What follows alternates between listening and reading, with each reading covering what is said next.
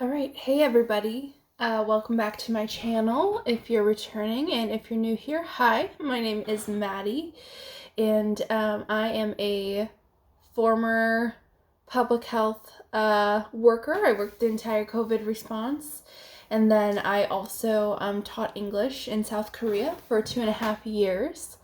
And now I am, sharing some of my knowledge that I've gained over the last 7 years, 10 years of my life.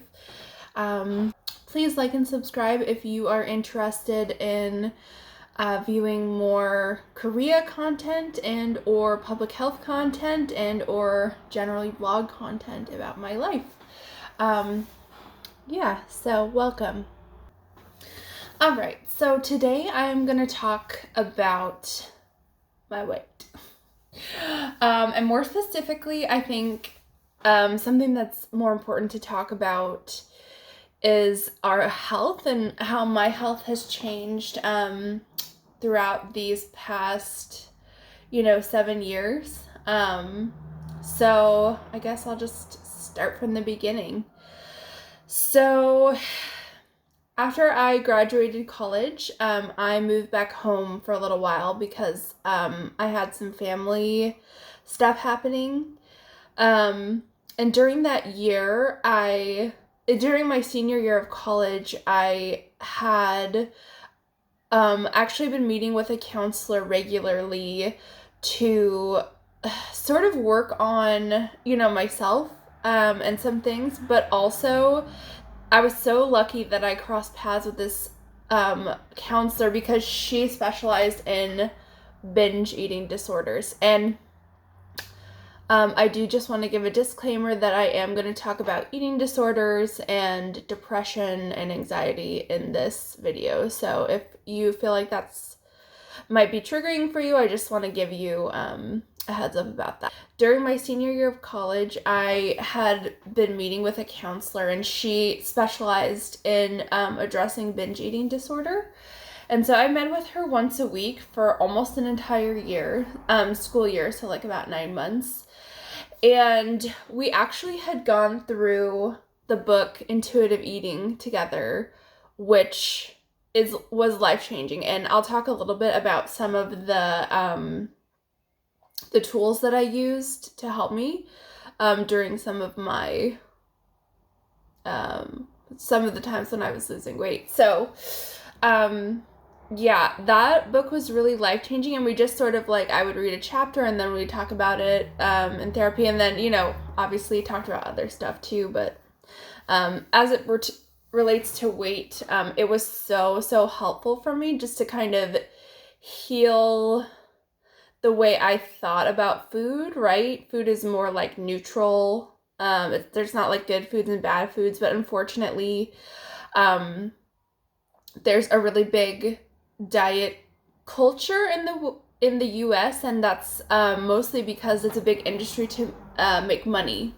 That's just the reality of it. I'll have to find some statistics of how much net profit that industry makes per year. But I was really deeply affected in my childhood because I had to take a lot of steroid medication when I was young. I was a pretty sickly kid, and that caused me to gain a lot of weight.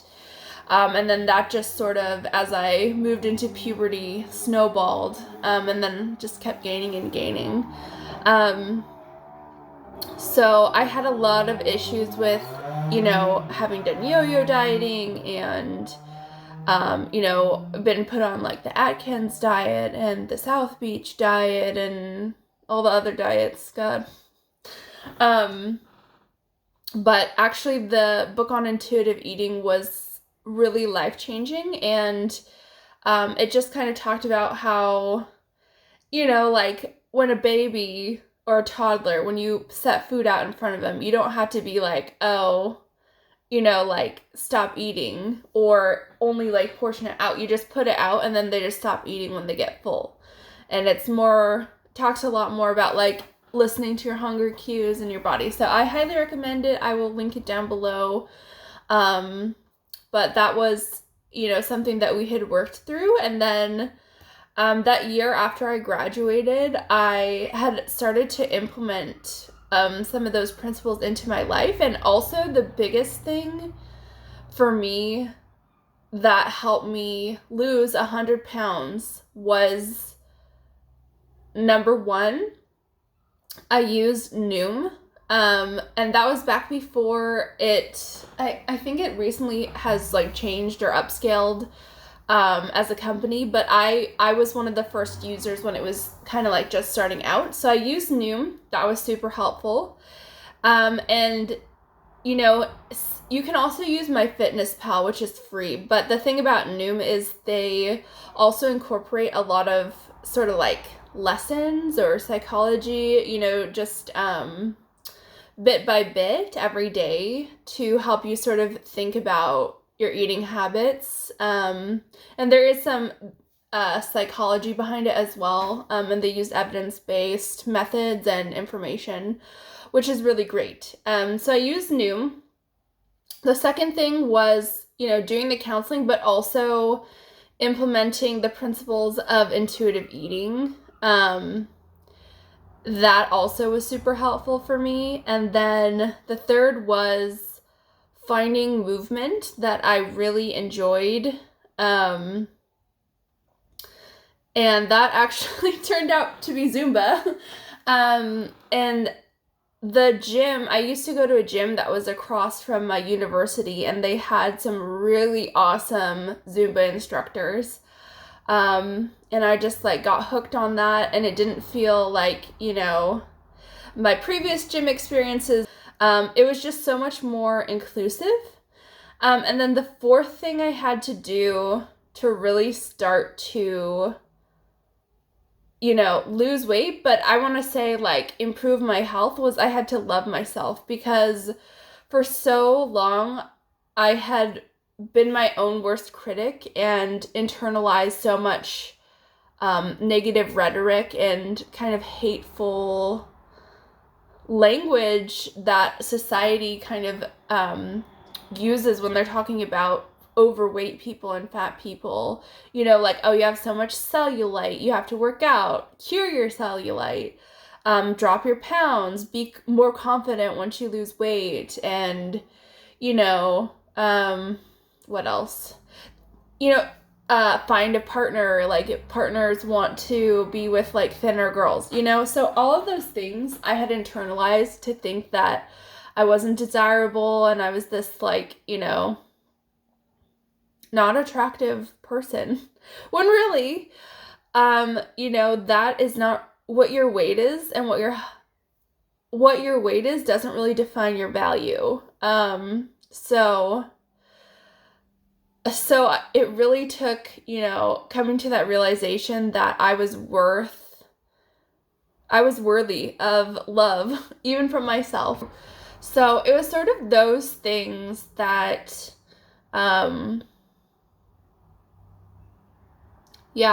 helped me get on a road and a pathway to improving my health a lot.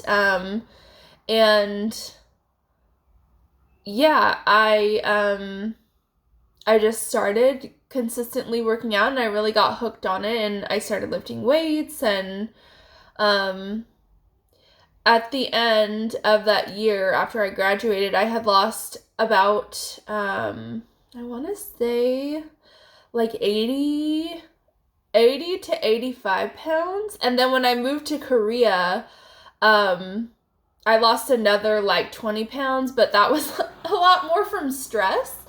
And then also the Korean diet is very healthy. It's a lot of vegetables and fermented foods.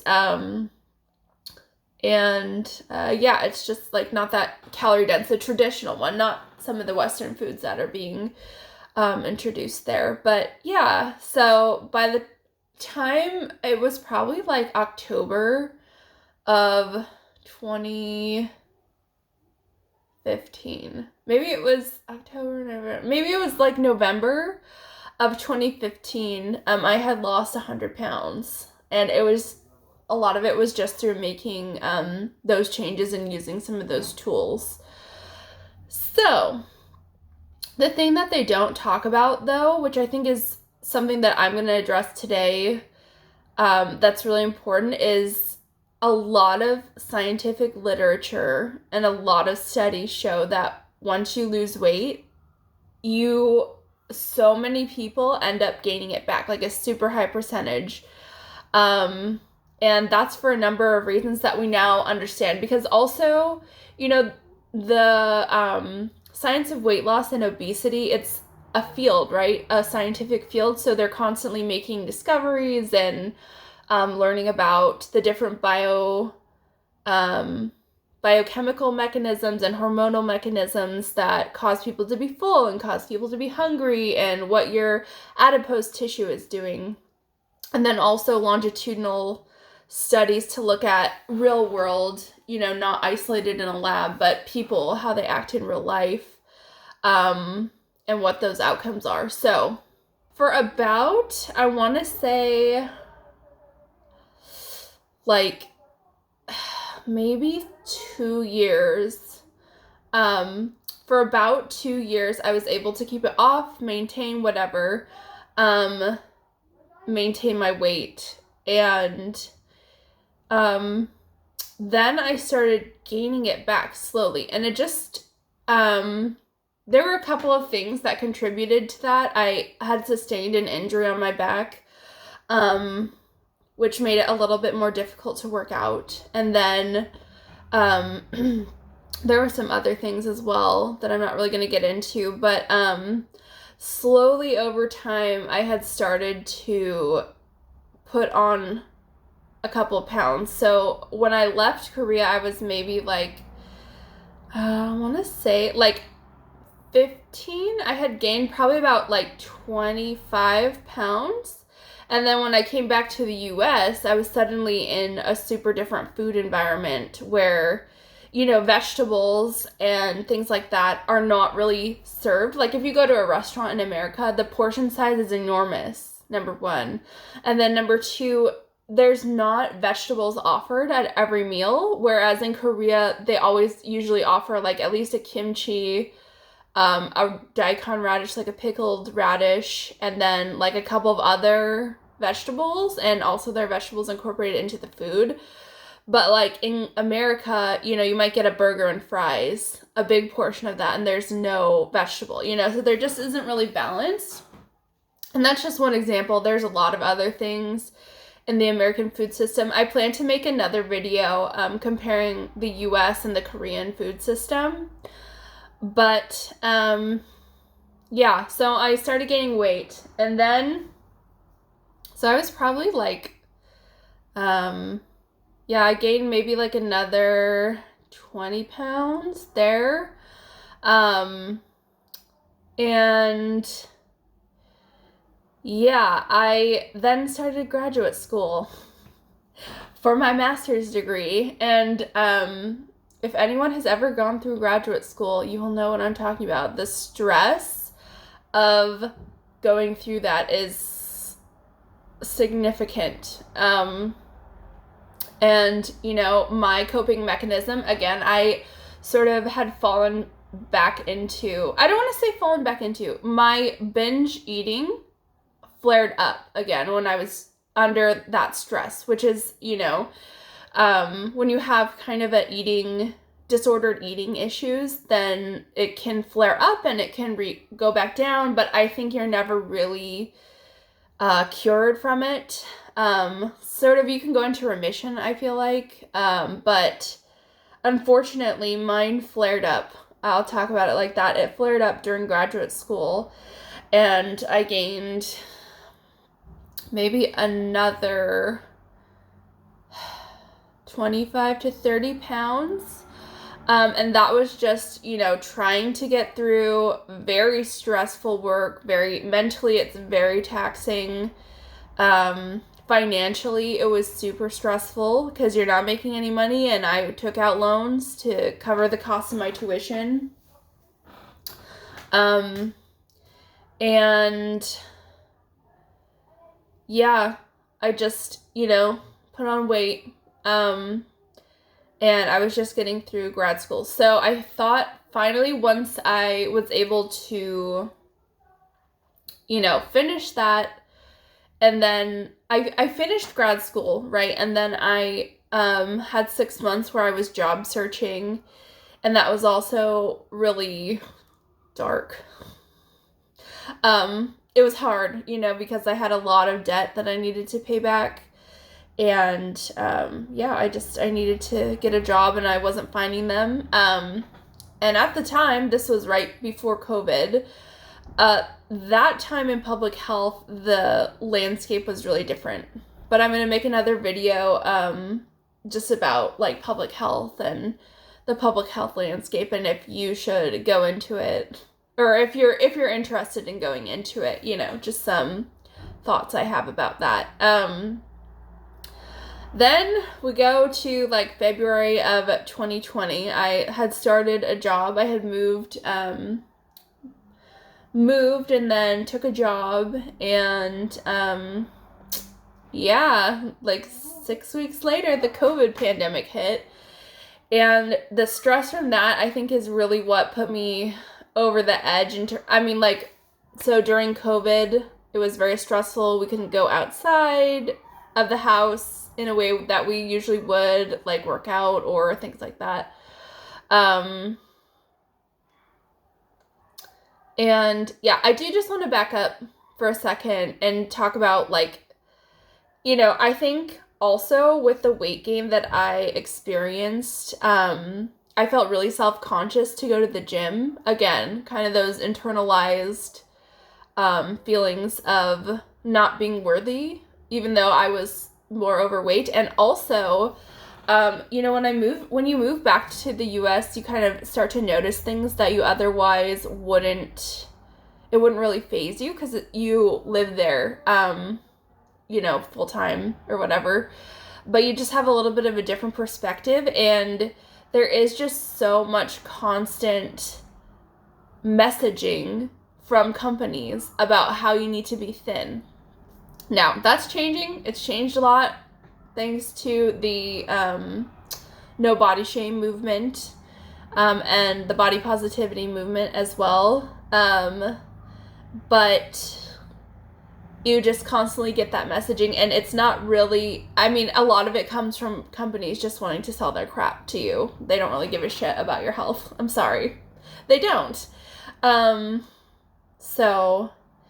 I think that's one of the reasons why I felt really, self-conscious to go to the gym. And there weren't that many Zumba classes available, and I don't know, I really felt like with grad school, I was spending so much, so I really needed to buckle down and make sure I was going to be successful because I had to pay back those loans. It's scary, honestly, and it's kind of a messed up system. Going back, February 2020 hit, and then obviously, I don't need to say, but the pandemic, there were so many things about that, again, if my binging was bad, when I was in grad school, it went to another level when I started working the pandemic. And also I sort of felt responsible to help. That's something I always wanted to do, was to help respond in a time of crisis, and that was my moment to do that. And I hope that I was able to meet and serve communities during that time effectively, but I really put my own well-being and my own health aside just to try and do and give everything that I could to help mitigate the cases that were happening on a public health level. So when I say I worked in public health, I didn't work in a hospital. I worked more at a higher level, at the regional and national level, working to respond. So, 3 years later, I got laid off from a job I had with the company, and we were also doing public health COVID work, and we expected that to be 2 years. We expected the I expected to continue working for another year, but we all got laid off because we found out our contract wasn't being renewed. And yeah, now I feel like I have just in these last like few months finally had a chance to breathe and to start picking up the pieces of the last 3 or 4 years. But I would say in total I've gained all 100 pounds back, and maybe like an additional 10 pounds roughly, of what my highest weight was before, like way back when I was first started in college. So I'm rereading the book Intuitive Eating, and then just trying to sort of heal some of my body issues, because I really do think if you're going into something for, to improve your health or for weight loss or whatever it is, I really do think that you have to come at it from a place of loving yourself. And that is going to be so much more powerful than, I'm going to go on this like diet because I want to lose 10 pounds for my, cousin's wedding or whatever it is. You really have to get to a place, I think, where you've healed yourself and your inner voice is more encouraging if you deal with beating up on yourself a little bit like I do. So yeah, and then, obviously I've lived in several different countries, one in Central America and then Korea, and then right now I've been staying in Europe.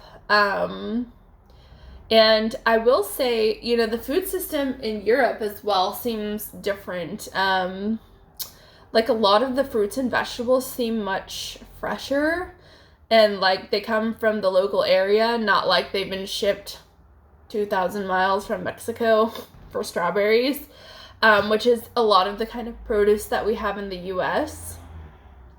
And then, yeah, just kind of walking every day and working to try and improve my health. And that might include some weight loss, but the main focus is like, getting 5 fruits and veggies every day and, moving every day and working on, loving myself, but also not being restrictive in a way that it's like, oh, I can only have, X amount of this or X amount of that. So, yeah. So I think coming away from, many diets, and then successful weight loss, and then weight regain, and then now weight take off again. That would be some of my advice. And I will say also, one last thing to wrap up this video. It's very exciting, the GLP-1, the new GLP-1 drugs. So we, of course, need more data. That's the thing I'm always going to say as someone with a science background. We always need to have more data, because in clinical trials, they only need a certain sample size for each phase, right? You have phase 1, that's usually a really small sample size, so like, not that many people. You have phase 2. So phase 1 is, can we give this to people and can they actually, can humans tolerate it? Phase 2, they do a little more testing. Phase 3, it's usually much bigger, but it also is not a huge sample size necessarily, maybe like a couple thousand people, for example.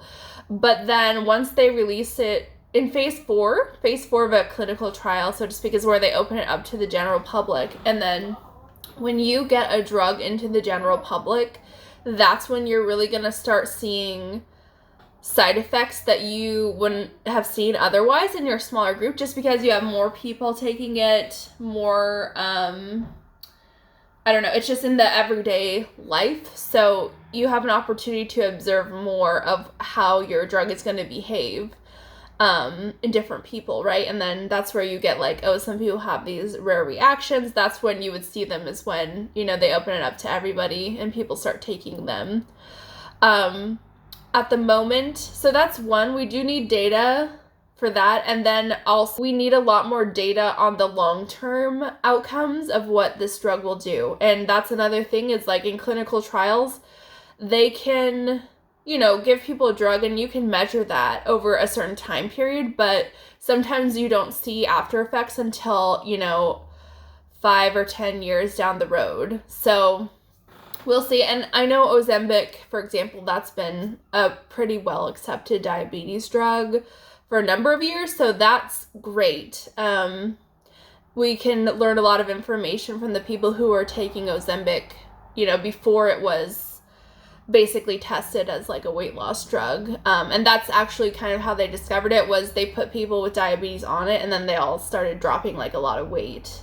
And then they said, okay, let's do a trial for weight loss. But, that really does speak to the biology of obesity. And, it's bullshit that people talk about obesity like it's completely and 100% on the individual. Again, another thing from companies trying to continue to market their larger products and their, increase their bottom lines. There is some personal responsibility, of course, but, it's so much bigger than that. Coming from public health, it's the food system, and then also it's biology. So, like, different individuals, they are more predisposed to have, maybe not as much satiety signal or, different things, maybe like slower metabolism, things like that. So it really does also vary in a biological sense, I think, at the individual level. And I think we'll have to see with those drugs, like what we get. And then, there is also the barrier of the cost with those. So it's like, $1,000 a month or something for one of those if you're paying out of pocket. So, yeah, so I can speak to what I have done and, what I'm working on currently with my health, so to speak. But yeah, I did just want to sit down and make this video. And to any like younger girls who are watching this, don't listen to any of that crap about needing to be thin to be loved or to have guys get guys. I mean, hell, like it doesn't matter. I think you should just focus on living your life and, eating your fruits and veggies, obviously, but also like having your ice cream and whatever you want. Like, don't be restrictive. And there are a lot of companies out there that don't really give a shit about you. So take it from somebody who's been really deeply hurt by a lot of those messages.